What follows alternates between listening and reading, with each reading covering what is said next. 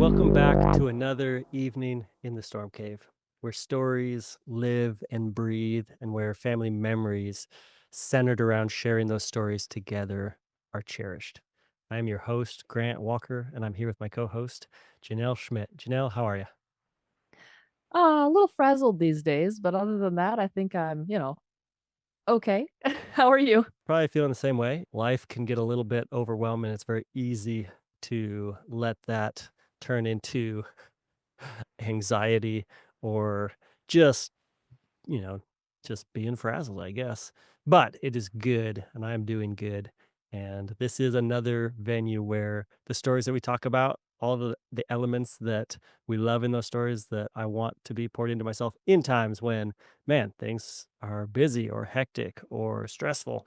So this is a good opportunity to just remind myself of those things throughout my day so that I can hopefully kind of recenter myself, although it's not me doing it. It's just asking the Lord every day for wisdom and guidance.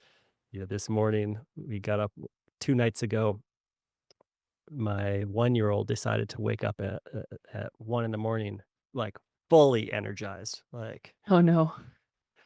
Angelina asked, "What did I give her for dessert?" I said, "Well, I gave her 1 scoop of ice cream," and it was like I don't know if you have seen the movie Over the Hedge when Hammy finally gets to drink the energy drink and the entire world stops moving. That was the kind of energy she woke up with at 1 o'clock, running around the house full speed. So last night, we had to stay up a little bit to get some more stuff done.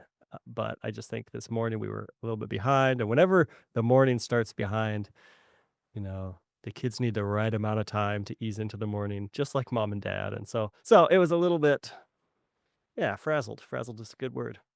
Yeah, and I feel like, especially as your kids get older, as my kids get older, there's just so many things to do, and no matter how hard we try to have just, like, one thing, it always ends up being 8 things. There's only 6 people in our family, but there was, like, 8 to 12 things that we're all involved in, and there's just a lot. But it's all good stuff. It's all Oh, fun stuff. It just takes time, and then you end up inevitably going, "Oh, no. That was due today." yes, yes. I think as a parent, you're constantly trying to balance. One, you realize there's no such thing as balance, but you're constantly trying to balance, like, I want my kids to have some free time, but I don't want them to miss out on all the wonderful things and trying to find that mix. And spring is busy. The nice thing is a few things are ending, but the number of things that are beginning is doubling the things that are ending. Anyways, It's so it's true. great. It's great. Well, today we want to talk about something that again is exciting because it kind of goes back to some of our core memories from growing up. But we want to talk about specifically short stories. And Janelle, we might want to talk about the same story. You might have some other ideas, but I want to talk about what's fun about short stories, what's what the process is for writing short stories because you have written a couple. I want to talk about my all-time favorite short story, and then we want to dive into we're actually gonna give you guys a little special treat. We're gonna read or go through a short story, one that you have written, Janelle.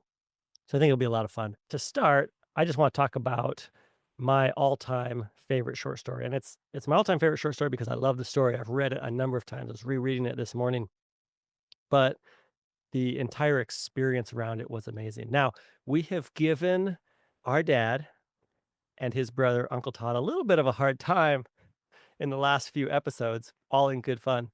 And I don't want anyone to mistake the fact that our dad and our Uncle Todd, in my eyes, and I believe in the eyes of all of their children and all of the people who have come into contact with them throughout their lives, heroes, absolutely real life heroes of Yeah, for mine and sure. ours. Yeah. So any poking that we may do is all in good fun. But Well, a lot of that teasing comes from the fact that we've all grown up and we're all adults now, and so there's a little bit of that we've kind of achieved not quite the same level, but there's a more of a friendship there than a parent-child relationship, and so the some of that teasing is just because we're we're more on that friend level, I think, and that's a great place to get to. I hope, that's something I aspire to with my own kids someday is that, transitioning from the parent-child relationship to the we're now friends relationship is I feel has been such a great example that I've seen from our parents and would love to so it's just, that's another thing to kind of aspire to as we Yeah, but it also means that we can tease a little bit. and I think the teasing comes naturally because we have learned it or been taught it by the masters themselves, which would be our parents. And I, Yes. distinct memories of, when we were younger, being in awe of both my dad and Uncle Todd. And I remember shooting BB guns in our cousin's garage, and we were shooting tin cans. And it was almost time to go, and dad came out and he's like, "Oh, let me try." And so he takes the BB gun, and we had set up tin cans and army men to shoot. And he takes a shot and blows out one of the beautiful glass light bulbs hanging. And we were like, "Oh no, I can't believe that happened." And he goes, "Oh man, I can't believe I missed. Let me try again." And so he goes shooting and he blows out the other light. And at the time we were just like, "Oh my goodness, dad, we gotta go. Let's get out of here." Like not realizing that he hit exactly what he was aiming for. And so I'm sure there's a little bit of a back and forth that goes on that was a little bit over our heads when we were younger that now we can appreciate and understand, both Yes. as grown children who have grown, but also as siblings. And so that's been a lot of fun. And so the story that I want to talk about is a short story and it's called The Most Dangerous Game. And if you haven't read this story, do you know who's it by? Is it Richard Connell? Yes, Richard Connell. So one of our favorite, like literally probably the most fun that I've probably ever had in my life growing up was the 2 or 3 times that we went to Chestnut Mountain Lodge to go skiing. It was just a blast. I love skiing, and Chestnut Mountain Lodge was kind of a magical place where we could kind of run a little bit wild and we'd get out on the slopes. But the best times were when we would get the opportunity to go with our cousins, Uncle Todd and Aunt Cass' family, because me and my brother Evan, our brother Evan, had Brooks and Brett and similar age to us, and we got along great. And then Janelle, you had cousins that were your age. Yep, Kim, Gail, and Yeah, Kim. Wendy are all within 4 years of my age, so we just yeah. And we Yeah. would get this huge I don't even know if this sort of thing exists anymore or if it only exists at Chestnut Mountain Lodge, but they had this huge room that was like it had this huge open space with, like, 3 or 4 queen size beds just lining the wall, but a good amount of distance apart. And then these little alcoves with twin beds in them, and then a whole separate room that you could close off that had a king size bed in it. So you could That's cool. put both families very comfortably, and we had 12 people, 14 people in Yeah. between the 2 families Yeah. eventually, and it Oh, just yeah. yeah, it's huge. Yeah, this is well before Airbnbs. So, I mean, the idea of being able to have a place with like a central area where we could all hang out and play games and everybody goes to their own rooms. Yeah, it was awesome. And we'd have so much fun. We'd get up in the morning, we'd go down to the restaurant and we'd get Swedish pancakes and then we'd go out and we'd ski all day. And and it was just a blast. And then go in And the pool at night, and our oh parents were yeah. probably exhausted. Yeah. I'm convinced because when we left after breakfast, we wouldn't see them again until either lunch or dinner. And so they said they were there skiing. It's very possible they were taking naps all day because once we went down the hill, we didn't see them for the rest of the day. And It's it so was it true. was it was awesome. It was so much fun. To this day, some of my absolute favorite memories, some of the most fun that I've ever had. And at night, after we would eat dinner and maybe there would be a dessert that would get made, we would kind of come together. We would play games. We would play gestures or charades and found out later on how prolific our dads were at cheating. Yeah, At the time, we just thought they were really good. so much cheating. So much cheating.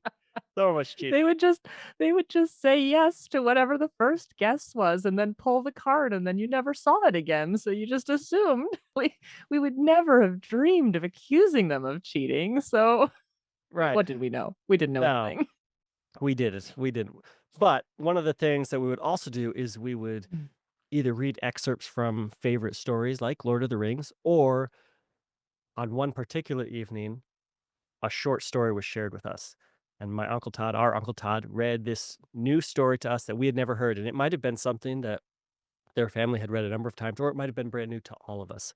But you have to imagine a group of young cousins, probably ranging from age 6 all the way up to 12, 13 years old, I would guess, Yeah, in probably. that range, all gathered around, not around like a campfire, but dimmed lights, all in one area, nice, comfortable sofas and chairs, and lying on the carpet with blankets.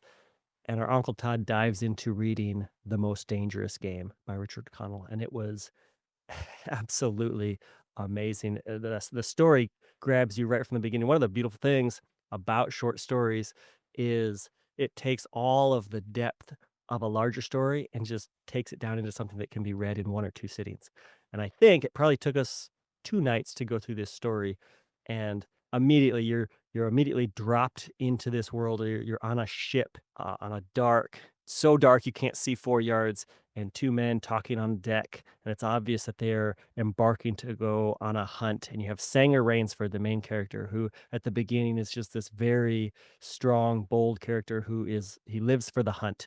And he's talking with his friend, and his friend is talking about how, hunting might not be as fun for the prey. And Sanger Rainsford's like, who cares? They're not worried about the hunt, or they can't think these things through.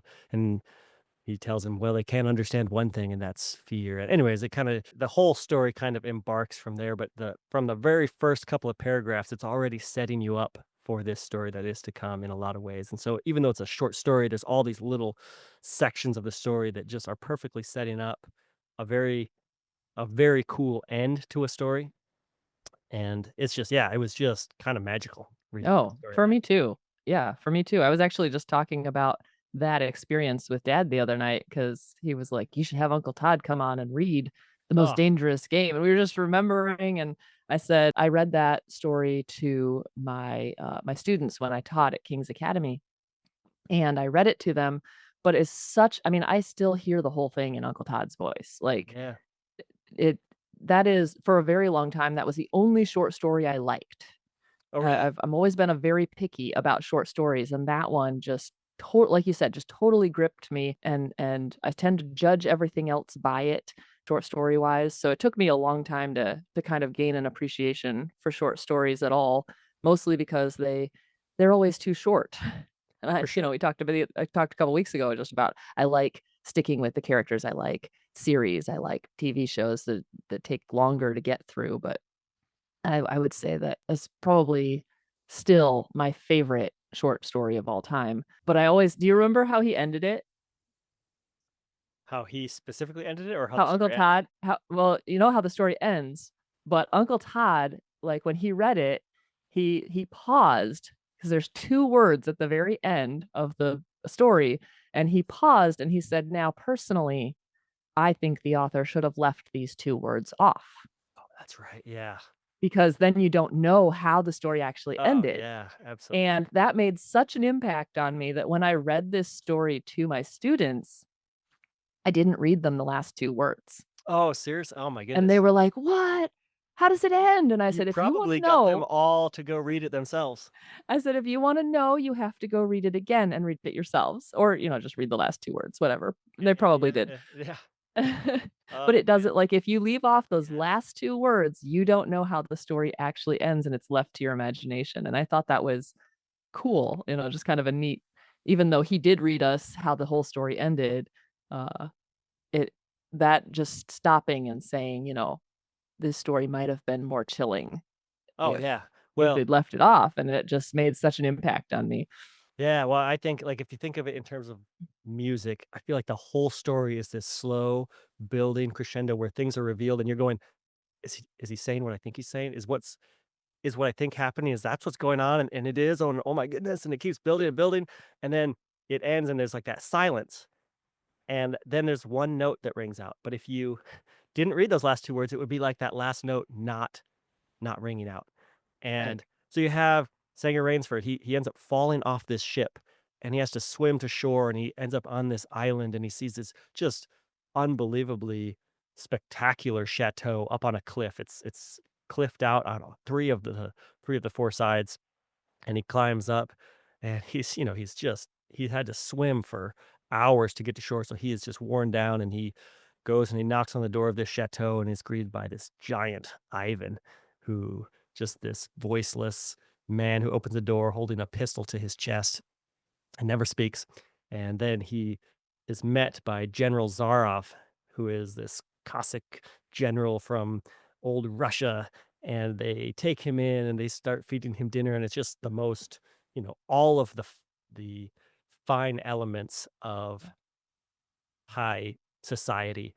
Yeah, And super he's, elegant. yeah, very elegant. And General Zaroff knows who he is. He says, "Oh yes, I have read your book. In fact, I've read all books on hunting." And it becomes very apparent that General Zaroff, his life's passion is hunting. And he's talking to him, and they start talking about different things. And Rainsford says he noticed some of the heads on General Zaroff's walls, and he says the Cape Buffalo was particularly, significant. And General Zaroff says, "Ah, yes, the Cape Buffalo. He, cracked my skull when I went to hunt him." And Rainsford just makes the comment. He's like, "I've always thought the Cape Buffalo was the most dangerous game." And it gets kind of quiet. General Zaroff, who's smoking a cigar or something, just says, "Well, there you're wrong, because here on my island, on this preserve, I hunt a more dangerous game."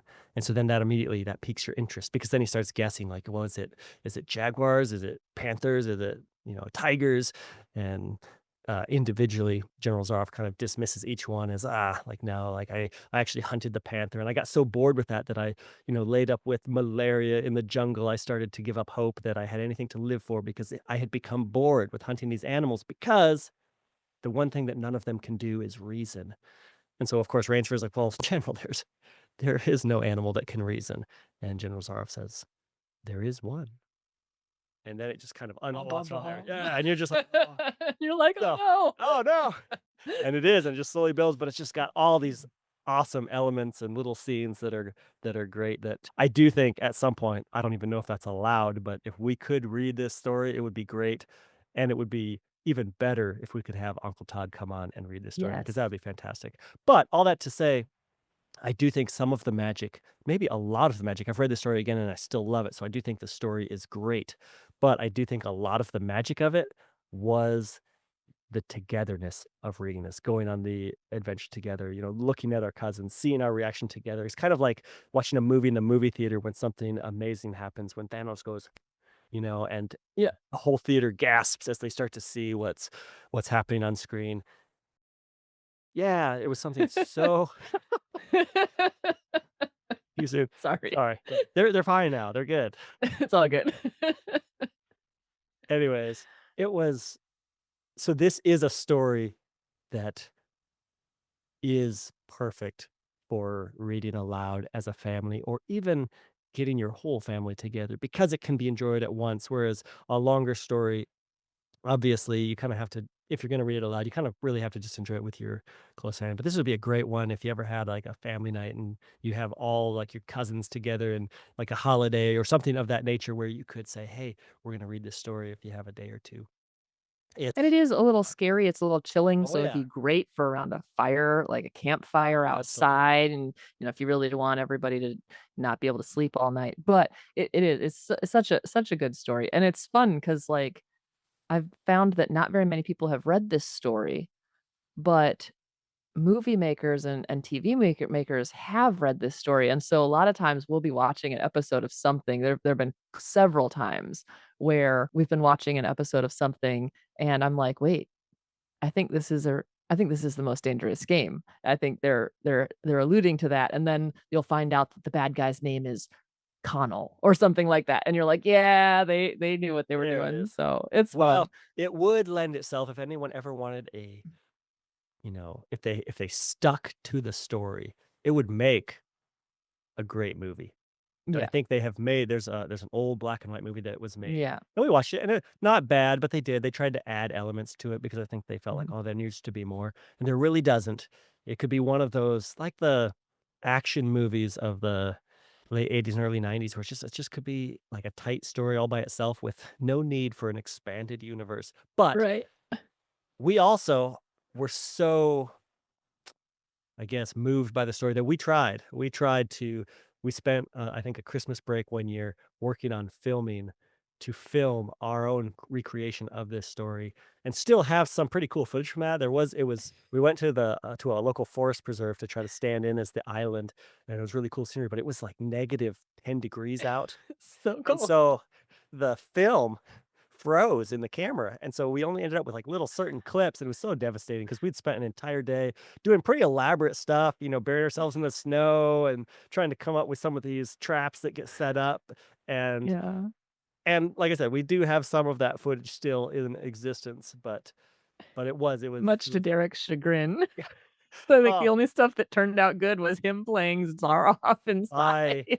someday I would love to because he was great as the great Cossack general. He went for it.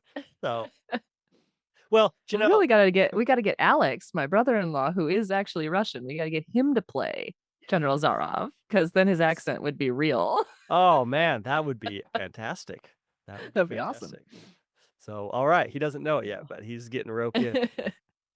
Well, as we talk about short stories, Janelle, you have written a couple of short stories. So, what is the Yeah. motivation behind writing? When you started out to write a story, is it just like, oh, I finished chapter one and the book's over, so this story is a short story? Or do you set out to write a short story? And is it what causes you to dive into, I really want to flesh this story out and go deeper? And you know what? Mhm, Here's a story that 5 or 6 pages.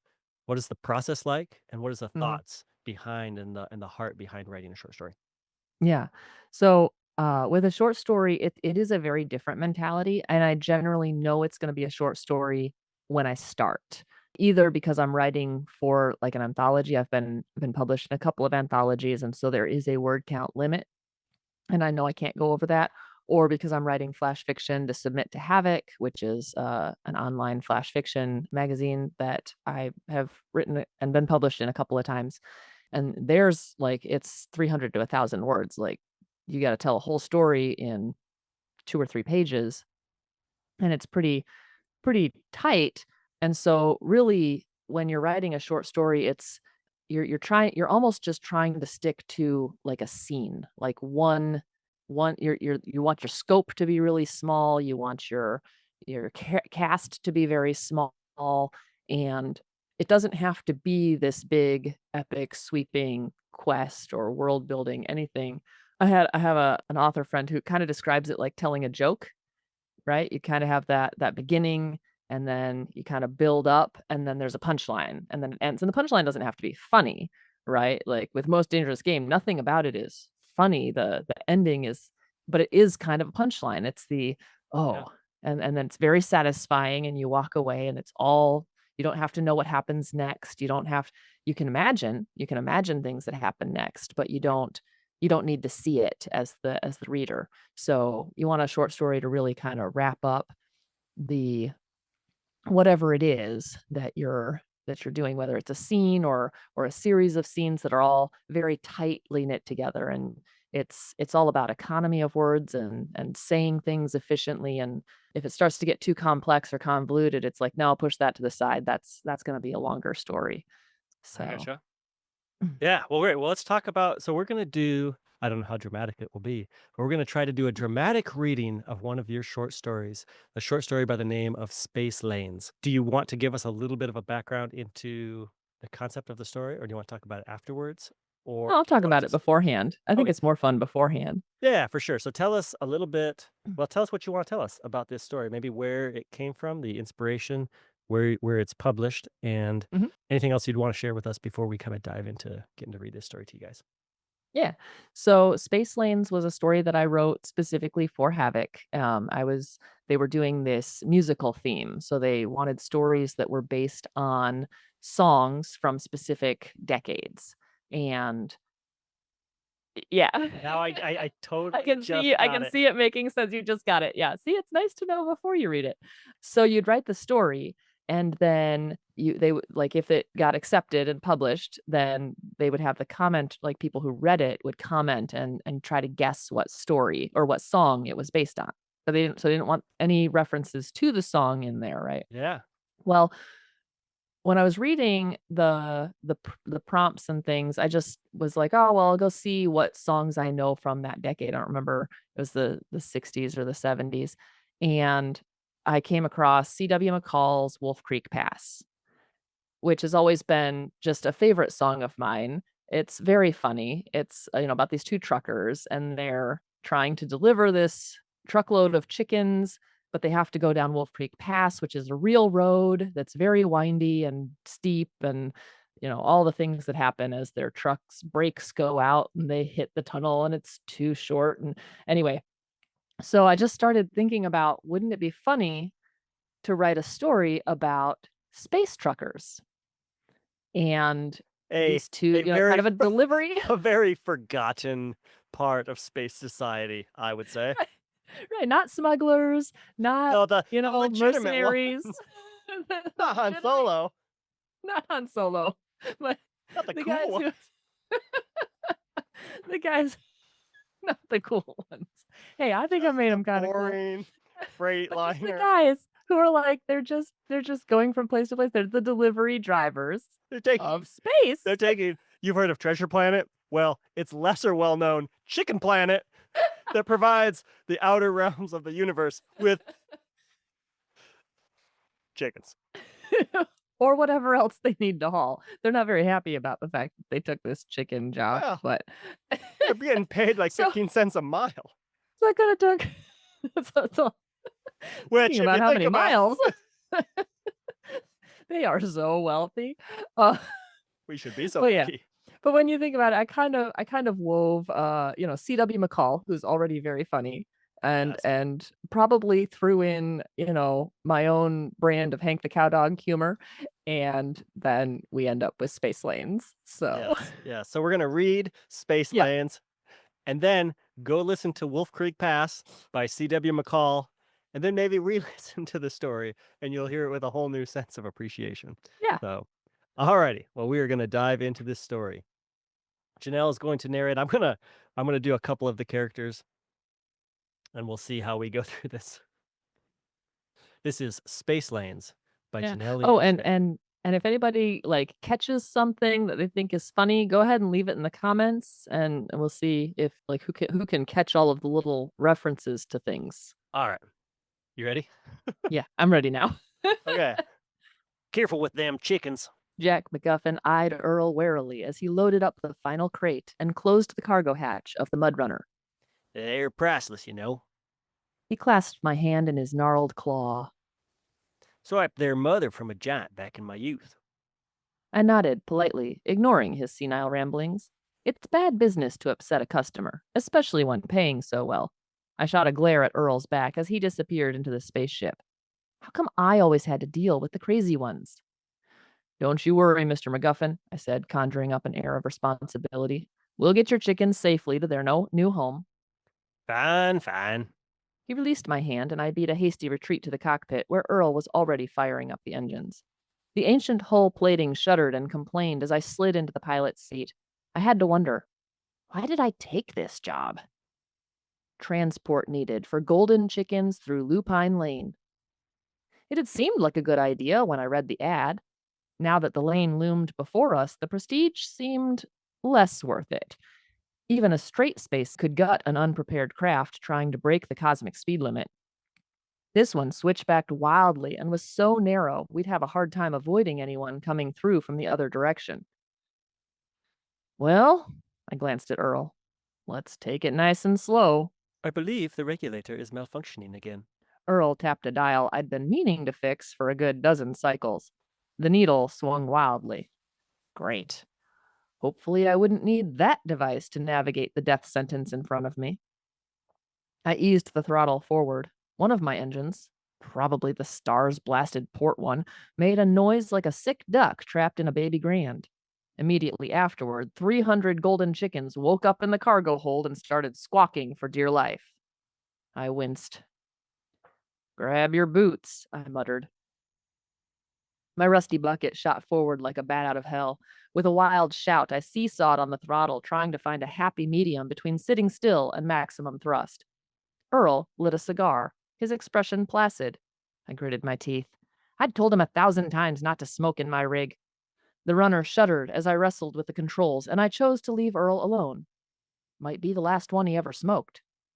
We stabilized, and I flexed my tense fingers, trying to work out the stiffness. The chickens were starting to give me a headache. My co pilot needed to get those birds quiet. Earl, go! The first corner loomed ahead. Cornering in a lane is tricky business, especially when your ship needs as many repairs as mine. The G forces slammed into me like someone trying to pull my eyeballs out through my nose, Might want to ease back on the throttle there, Blake. Earl muttered. I tried. The thrust reverser came off in my hand and we went screaming full speed around the corner. Blackness crept in at the corners of my vision. I tried to screw the doggone thing back into the panel. Left turn ahead. Earl commented. He studied the display layout of the lane. I got the lever reinserted and eased it back, slowing into the next turn. Something thudded against the side of the ship. I looked out the viewport and growled, Starry winged buzzard, Earl, get to the turret! The correct nomenclature is Space Dragon. Earl unclipped his harness and floated aft. I am not letting one of those creatures gobble up my 10,000 merits. A serpentine tail flicked at the corner of my vision. The Remington 4500 quad laser I'd just installed should do the trick. It was the only new piece of equipment I had. I'd bought it specifically for this job, and I'd blown nearly all my merits on it. Sweat dripped into my eyes, but I couldn't afford the luxury of wiping it away. I worked the controls, my ship zigzagging sluggishly. I heaved on the throttle, but my port engine was still acting like a sick mongoose. The space dragon rammed us, and we veered dangerously close to the edge of the lane. Take your time, Earl, I shouted. The laser hummed as it warmed up. The twinkle-faced lizard's claws scraped along the side of my ship with a screech like a portal opening to the netherworld. Maybe it was. The chickens certainly thought so. Their hysterical clucking escalated to the level of possessed banshees. The end of the lane shimmered ahead of us, a vivid pool of stars. The dragon darted in front of us, his mouth filling my viewport. I stared into the pulsing, scarlet maw. I could make out blue and yellow veins crisscrossing his snaky tongue. We'd had it. There wasn't room to maneuver. As if sealing the inevitable, both my engines suddenly kicked into full burn. We hurtled toward the toothy gate. A sound like thunder shuddered through the ship, and blazing light drilled blinding spots across my vision as the Remington fired. The blast struck the space dragon head on, shoving it into the side of the lane. The lizard screamed and writhed as the lane eviscerated it. Earl reappeared. Remington's fried. After only one shot? That's what you get for rushing the order. He chomped down on his cigar. Should have gone with a Mossberg. They're cheaper, and I could have used an upgrade to my pneumatic actuator. He twisted his torso in demonstration, and I winced at the creaking of his gears. We shot through the gate into open space. I wrestled the ship under control, breathed a sigh of relief, and glanced at Earl. He'd already powered himself down. Neither Lupine Lane nor Space Dragons could rattle my steely-nerved co-pilot. I grinned. We were alive. Better yet, we were going to get paid. And that is Space Lanes by Jenelle Yes. Schmidt. Ah, that's fun. So that is a short story, and we've talked a little bit about what goes into writing and creating short stories. We've talked about how some of these stories are just made to be read aloud as a family. And I'm sure there's many short stories out there that are not for families, but there's also a number of very good ones. Janelle, have you, off the top of your head, can you think of any other short stories that you really love? Well, a lot of the short stories that I've been reading lately are in anthologies. A lot of them are anthologies that I'm in, so that sounds very self-serving to talk about those. But a while back, the Fellowship of Fantasy Indie Book Club started doing these anthologies. So we have, I think they put out 5 or 6 anthologies, and all of them like have had stories that have just been really good. Most of which I've really loved, and I'm only in 2 of them. So of Which the is 6. which is the one that's coming out right now that's it's kind of in the Kickstarter phase, but you Oh have a yeah. short story in it, but also My daughter Leanna is has a short story in it as well. That's the so H.L. Burke has been writing superhero fiction for the last 5 or 6 years, I think. And so she was writing a lot of fantasy stuff, and then she kind of transitioned over to superheroes. And it's the Supervillain Rehabilitation Project was her very first series. So it started becoming called the SVR verse, like the SVR universe. And, so she has written like 20 books in this series now, And last year, or maybe 2 years ago, she kinda was like, "Hey, people keep asking about writing stories in my SVR universe," and so she opened up an anthology to authors and said, taking submissions for short stories set in her world. And so I wrote a short story called Playdate, and it got accepted. And it's about a young superhero mom who she and her husband moved to a new town. He's going to be the leader of kind of the superhero branch there, and she's stepping down to kind of become a stay-at-home mom. But her oldest, her 4-year-old son, is starting to exhibit powers, and she's like, "Oh no, how do I deal with this?" And so she goes and joins a play date of other moms who are superheroes and have superhero kids. And then it just kind of gets a little crazy and chaotic from there because she's accidentally joined a super villain play date. But, supervillain moms need friends too. So that's kind of the tagline for the story. So then that anthology was so fun and H.L. Burke really enjoyed it. So now she opened up a second one, and she's actually releasing anthologies 2 and 3 simultaneously with this Kickstarter, that will probably be done by the time we put this episode up, but it'll be something to look forward to if you didn't back the Kickstarter and you're looking for something to read. These are all 17 stories. They're all standalones. You don't have to have read her books to understand them. And I have a story in one. My daughter has her very first published story in one, and my daughter's one of her best friends also got a story published Oh, so in fun. one of the anthologies. So it's just super fun. And mine is a little bit of a sequel, but it's following like a side character. So you don't have to know what happened in the first one to read it. You just totally pick it up and read it on its own. And they're all PG or lower rated, so perfectly acceptable for the whole family, in these stories, is what she said. So I'm Yeah. excited about that. That's exciting. Well, maybe we'll have to have some of those folks on. Maybe we'll have to have your daughter on at some point to talk about Yeah. that story because that would be really fun. So there you have it, folks. That is, in a nutshell, just some of the things that we love about short stories. We got to talk a little bit about one of our absolute favorite short stories of all time, The Most Dangerous Game. But also, one of the things that made it so special to us was getting to read it together, not even just as our own family, but with our cousins as well. And just the magic that a good story told together and shared together can have. We also got to read through a short story that Janelle has written, Space Lanes. That was a lot of fun. And we hope that we've given you some ideas for some short stories to look for yourself. Yeah. And if you have any short stories that are your favorites, we'd love to hear about them. But for now, thanks for coming in, sheltering from the storm with us this evening, and we'll see you here next time.